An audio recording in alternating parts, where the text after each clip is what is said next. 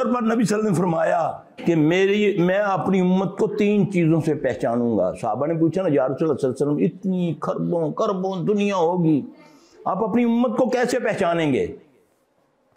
آپ نے فرمایا 3 نشانیوں سے میں اپنی امت کو پہچانوں گا، 3 نشانیوں سے۔ آج امت ساری سن لے، خاص کر وہ بے نمازی سن لیں، جن کے چہرے وضو کی وجہ سے چمکتے ہوں گے ہاتھ پاؤں، میں ان کو پہچانوں گا کہ یہ میری امت ہے۔ یہ محمد صلی اللہ علیہ وسلم فرما رہے ہیں قیامت والے دن میں اپنی امت کو کیسے پہچانوں گا۔ دوسرا، ان کے چہرہ فیس کو کہتے ہیں نا، ہم نے تو فیس بک پر اپنا فیس ہی کالا کر لیا ہے نا۔ اب نبی کا فیس بتاتا ہوں، فیس بک نبی کی بتا رہا ہوں صلی اللہ علیہ وسلم۔ آپ فرمایا جن کے چہرے چمکتے ہوں گے وضو کی وجہ سے، ظاہر ہے وضو وہ کرتا ہے جس نے نماز پڑھنی ہوتی ہے۔ پھر جن کے دائیں ہاتھ میں کتاب ہوگی، فیس ہو گیا چہرہ، بک ہو گئی کتاب، تو فیس بک تمہارا بھی ہے، نبی کا بھی فیس بک ہے۔ میں فیس بک سے پہچانوں گا ان کو، چہرہ ہے نا فیس، کتاب دائیں ہاتھ میں ہے، میں اپنی امت کو اس طرح پہچانوں گا کہ اس کے دائیں ہاتھ میں نامہ اعمال ہوگا۔ 2 نشانی ہیں۔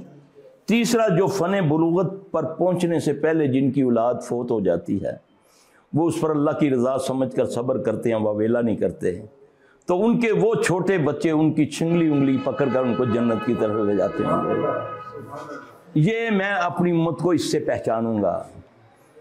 ان میں سے گروہ میری طرف آئے گا، ان میں سے جن کے چہرے بھی چمکتے ہوں گے، کتاب بھی ہوگی، ان میں سے ایک گروہ میری طرف آئے گا تو ان کو روک لیا جائے گا۔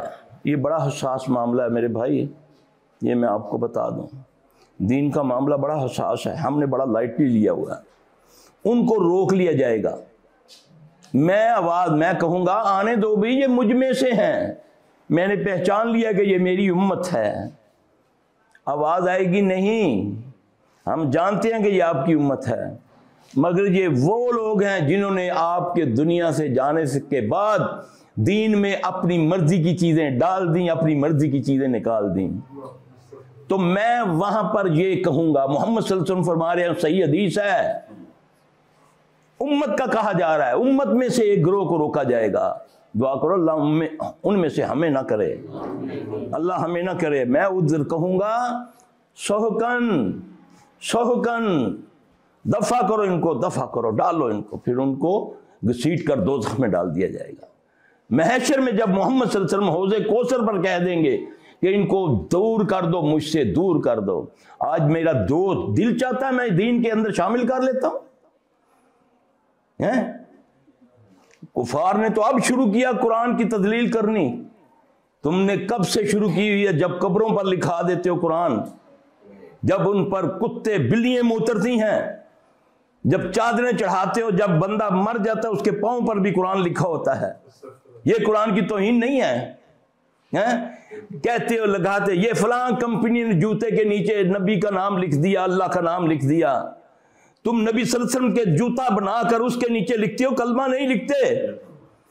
اس سے زیادہ نبی کی کیا توہین ہوگی؟ ان کو کیا کہتے ہو؟ نالائے مبارک نہیں نکلا، جوتا ہے نا نبی کا، نالائے کہتے ہیں نا، اس کے کیا اندر لکھا ہوا ہے؟ تو اپنے باپ کا نام لکھنا اس کے اندر، جوتا ہے نا نبی کا، لکھتے ہیں نہیں نیچے، اس کے اندر لکھا ہوا ہے نا کلمہ، کہیں کچھ لکھا ہوا ہے جوتے کے نیچے، نبی کا جوتا ہے نا۔ کس کی ماں کو ماں کہوں جا کر میں؟ یہ تمہیں توہین نظر نہیں آتی؟ یہ جی ہم نے جھنڈیاں لگائی ہوئی ہیں، آپ تشریف فرما ہوں گے، ہاں جی، تو جھنڈیوں کا پیر کیا چھاپا ہوا ہے؟ نالائے مبارک۔ کس سے استقبال کریں گے ہم؟ کس سے کریں گے یار، کس سے کریں گے؟ تصویر بنا کر میرے جیل ادھر ڈال دو نا، تصویر بنا کر، پھر بھی یہی کہلایا جائے گا نا کہ صفی نے جتیاں ہار پایا ہے نہیں؟ کیا کریں ہم؟ یہ مذہبی لوگ ہیں نا، وہی گروہ ہے نا، کوئی گروہ ہے نا جو اتنے محبت میں آگے چلے گئے ہیں کہ انہوں نے یہ چیزیں، تذلیل خود کر رہے ہو تم،